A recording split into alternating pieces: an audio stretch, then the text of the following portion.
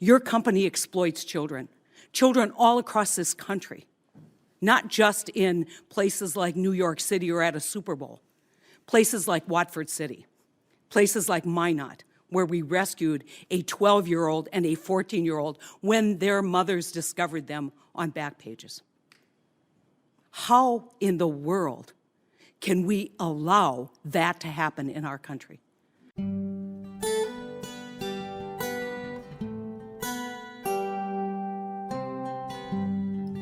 I'm Senator Heidi Heitkamp, and that was me at a U.S. Senate hearing on Backpage.com in January.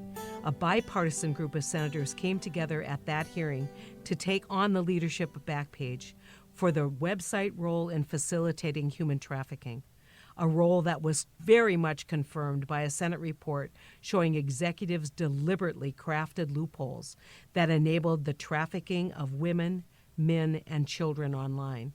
This is the first episode of my new podcast, The Hot Dish, where I'll bring North Dakotans and national leaders to serve up insights on some of my top priorities in the Senate, including this week, human trafficking. North Dakota is no stranger to this horrible crime. I'm excited to be joined today by Cindy McCain, a leader in the fight to end human trafficking both in our country and globally, and Kevin Wallevand, a North Dakota journalist who has been recognized with great awards for the work that he's done covering North Dakota's human trafficking problem.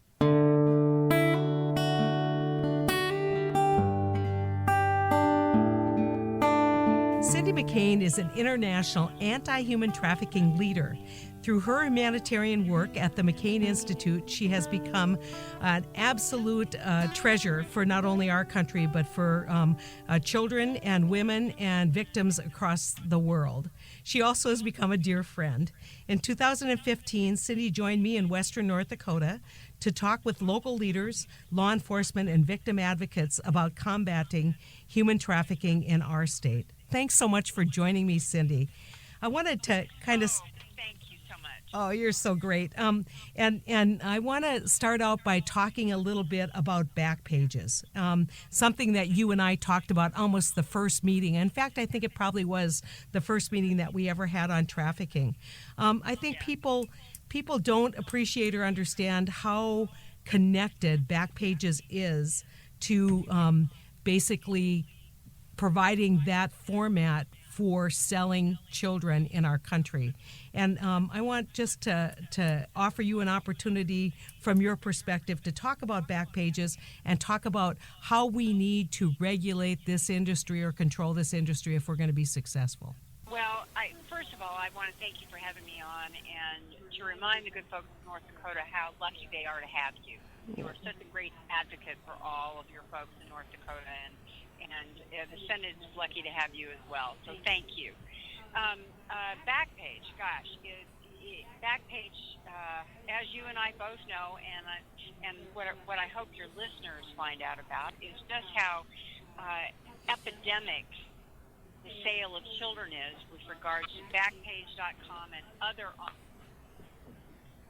When the Communications Decency Act was written, which, as you know, controls and designs what's fair and correct and decent to air on waves and things, it didn't have in mind the ability to sell children directly to people on the Internet, because the Internet didn't exist. And so what we're dealing with here are men that own this organization that think nothing of absconding from everything, running from the law, and have been offended by it. So what you and I have worked on, and what other people are beginning to work on as well, is not only the understanding of how tragically desperate this is, but also the understanding about how we have to stop it. And we can get into the credit card companies and Bitcoin and all the other entities. But most importantly, the first and foremost is we've got to shut Backpage and every other online sale ability for children down completely. Yeah.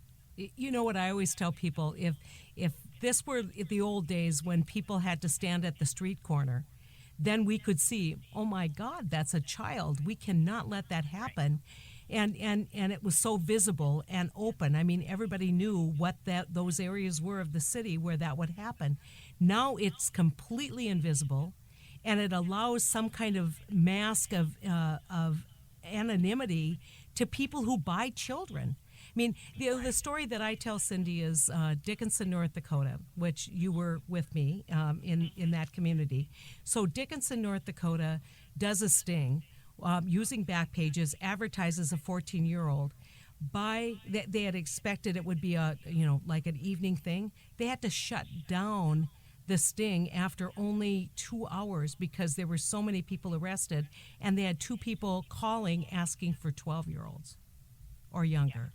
And so it's that invisibility for the perpetrator that we don't talk enough about, which are these people out there who would actually buy children. Well, and which makes it very hard to describe to other people that are trying to become active on this issue. When you can't see it, you can't touch it, you can't hear it, it is invisible. And it's tended all too often to be described as a victimless crime. Now, all of us know that that is not the case. This is child abuse in its worst form. It is epidemic. And most importantly, the people that are perpetrating and hurting these children should be treated for what they are: child abusers and felony criminals. Absolutely. And unfortunately, the laws are not necessarily in favor of that all across the United States. Now, legislation is strengthening on this, but we still have a ways to go in some states. But and you sat in that room, that hearing room, when we had the opportunity to attempt to ask questions of the principals and Backpages, and it wasn't just the kind of awareness of what these people do and how they make their living. It was how smug they were, how absolutely confident they were that nobody could touch them, and knowing exactly what they did, which was scrub the advertisements so they would pass the filters, and they could say, oh, well, we've got these filters that prevent this from happening, when we know that they purposely advise people how to scrub the ad. It's just horrible. Yeah. If I can transition to your international work, which I think has really been such a godsend to activists and people across the country or across the world who look to you as a leader and know that you're there in their corner. What do you see as kind of the next step to spread awareness and to continue the work that you've done in our country and make that work global? Well, of course, taking the Backpage argument around the world and making governments and countries alike understand that children are being sold online. Now, with that said, how do you do this in countries where, in many cases, it's acceptable, and many cases it's people just turn their back and do what I hate to hear, which is the boys will be boys argument. One of the areas that I'm working in right now is sex trafficking, human trafficking, and with regards to sports around the world, children's leagues of soccer that are not really children's leagues of soccer. They're being trafficked right out of these tragic environments that they live in, these desperate environments, and instead of going to a team that they thought they were going to, they're trafficked for sex. Again, awareness, training and awareness, and these are the most important things. And social media is a big help with this. Mm-hmm. It's used for bad things like Backpage, but it also can be very helpful in the arena of trying to stop human trafficking. I'm reminded of the trip that we took to Mexico, where we heard reports from the principals there, the investigators there, that there were regions where this has gone on for generations, where family members will sell their young daughters or their nieces, and that changing that culture and making sure that we create an international human rights standard that says, I don't care if you've done it for generations, it is wrong and it's offensive to the world, and we're going to do everything we can to stop it. Well, and applying methods of stopping it, maybe somehow restricting the aid that goes in if countries are still participating in this, being much firmer. I mean, right now in many cases we are removing bad behavior in these countries. We're funding many of the projects that actually sell children, inadvertently, of course, but funding it. I think we have to, in my opinion, have to take a long look at just where money goes, how it's used in many of these countries, and what we should be doing to help stop this. It is so insidious, and it absolutely requires a consistent and I think a loud message. But I want to talk kind of finally on what happens when you see economic or migration driven by violence in home areas, when you see a lot of women and children traveling alone, a lot of potential for victimization as we look at the refugee crisis across the world, whether it's in Central America or whether it is in fact in Syria. I mean, how do we really get at that problem where so many of these potential victims and real victims have become so faceless and nameless kind of going forward? Oh, gosh, once it's occurring, and I'll use the Syrian crisis for a perfect example of this, and also unaccompanied minors that came over and still are coming over our southern border in great quantities, is, of course, stopping it before it comes. And by that I'm not saying close borders. What I'm saying is economic empowerment, making sure that women's rights are firm and strong in the regions that they're in. Now, a lot of it can't be helped when certainly a war and a crisis breaks out like this. But more importantly, what we do once they're in the pipeline, because these are people at their most vulnerable. They're absolutely most vulnerable. And these traffickers and these pedophiles and everybody else are preying on these people to such a great extent, and there's no way out. Yeah. So not training our NGOs, training our Border Patrol, for one thing, training everyone that is involved in one way, shape, or form on this issue that deal with refugees and are helping to hopefully take care of them. It's a huge problem, and we're barely scratching the surface. Well, there is so much work to do. Before we close out, I want you to just talk a little bit about how we're not just focused on sex trafficking, but we're also looking at labor trafficking and the work that you're doing with the Howard Buffett Foundation at the McCain Institute to address labor trafficking as well, Cindy. Well, as you know, as you just said, trafficking is not just sex trafficking, it's labor trafficking. What we, are attempting to do and beginning to do at the McCain Institute is attack this from a prosecutorial standpoint. In other words, the ability to be able to prosecute the traffickers in this, our ability to be able to find them, number one, and number two, to be able to prosecute them. This takes a combination of things: law enforcement, NGOs, people that are specifically, working within the arena. And we're beginning this work in Texas right now because there's a huge problem along the border, as you know, in Texas right now on this. It is multifaceted and it's also very complex, but so necessary, because 73% of all trafficking is labor trafficking in the world. Yeah, and when we need to make sure that when we're talking about trafficking, we also include the word slavery, because that's what this is. I mean, we thought we eradicated slavery in our country. I am convinced, Cindy, that in the heyday of the Bakken, when we were so short of labor, that there was labor trafficking. There probably still is. That was invisible because we didn't know how to see it and we didn't know how to prosecute it. So I am really looking forward to the good work that you're doing in Texas and taking that next step nationally to talk about labor trafficking and to educate prosecutors and to educate investigators on how to create the cases, because deterrence is a huge thing, but you don't have deterrence without actual investigation and prosecution. Exactly. Well, listen. We're thrilled to be able to start this. Well, really Cindy, I look forward to seeing you again. I look forward to continuing our work together, and thank you so much for being the inspiration that you are for all of us as you do your work across the globe. Thank you very much. Thanks, Cindy. Take care. We'll see you later. Thanks. Okay, bye.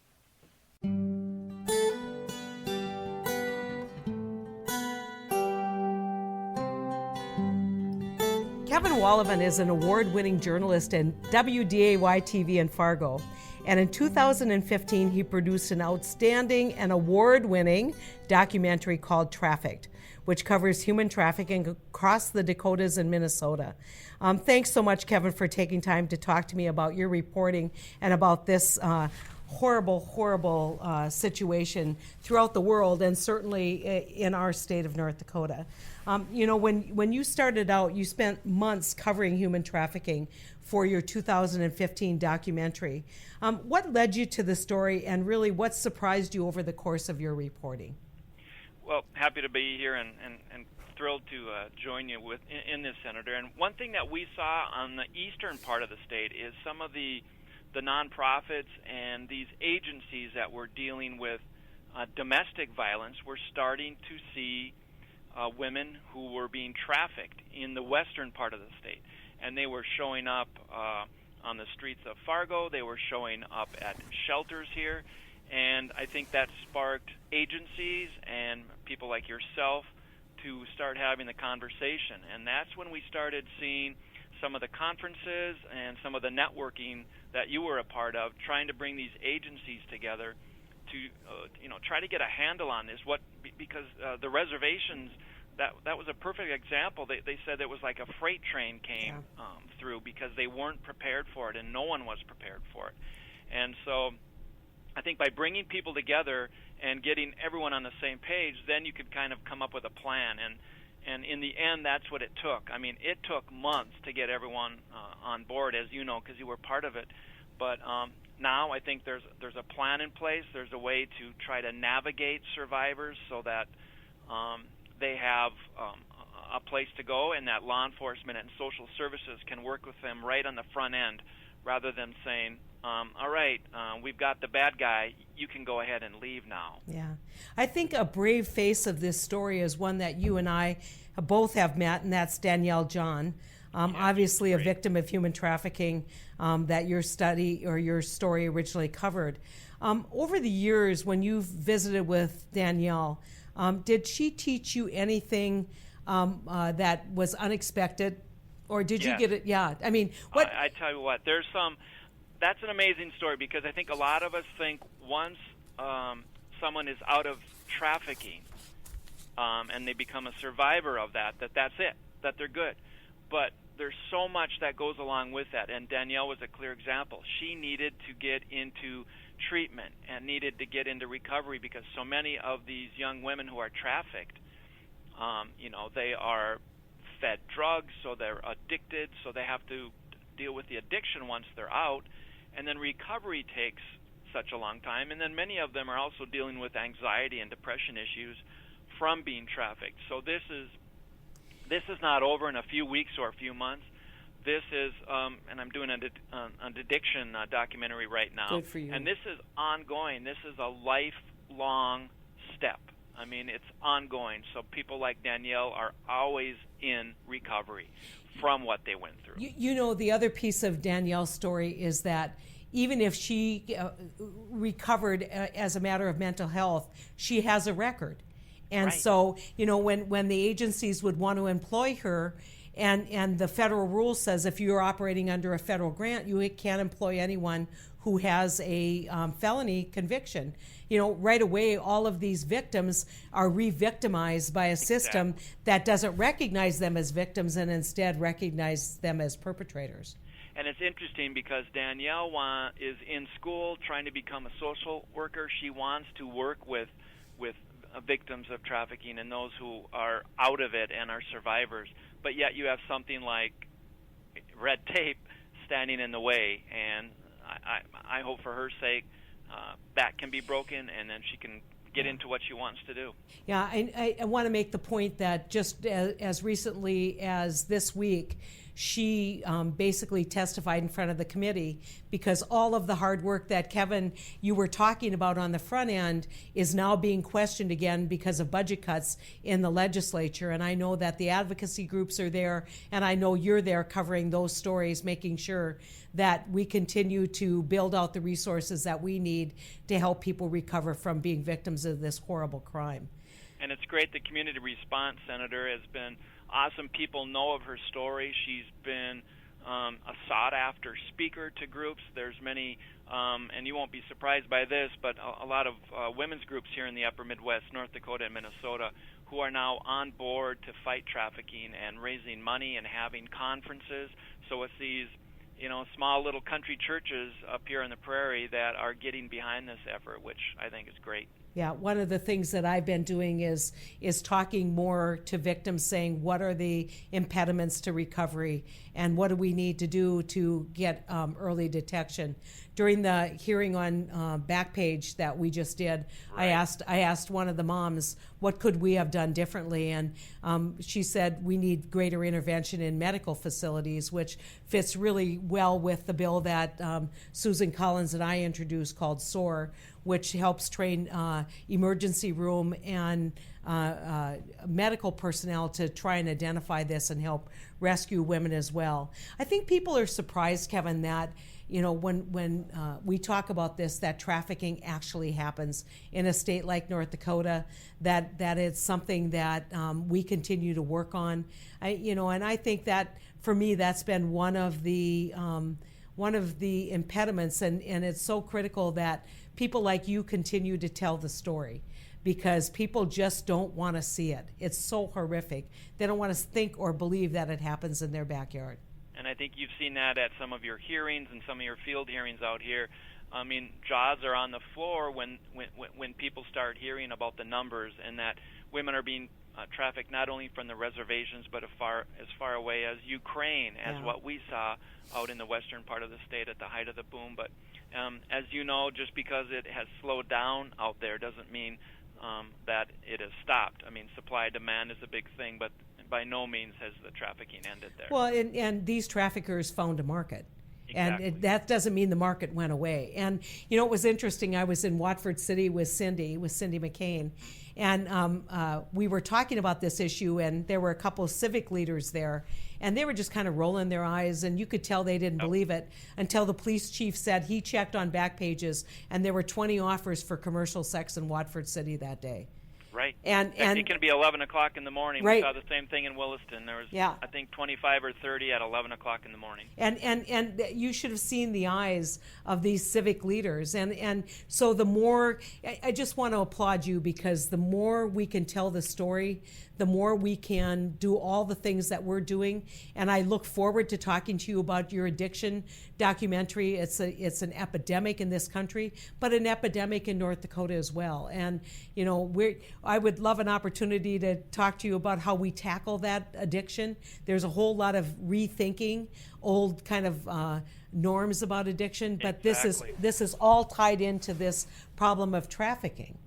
I look forward to talking to you about it, because it's significant and it's really impacting this part of the country. Well, and it's not simple. I mean, the old 12-step program, or the old, this is what you do. I always tell people it's easy for people to get sober. They probably wake up sober every day. It's hard to keep people sober. Right. There's a lot of layers to it. Yep. And it's just getting more and more complicated with the access to so many of these new drugs. But it's all linked into, as you said, the addiction that these women experience, these victims of trafficking experience. And so it's a continuation of the great work that you did in trafficking. And Kevin, you're a wonderful asset to North Dakota. I'm proud to know you, and I'm proud of the work that you do. It's fun to show you off. Well, thank you so much, and happy to join you.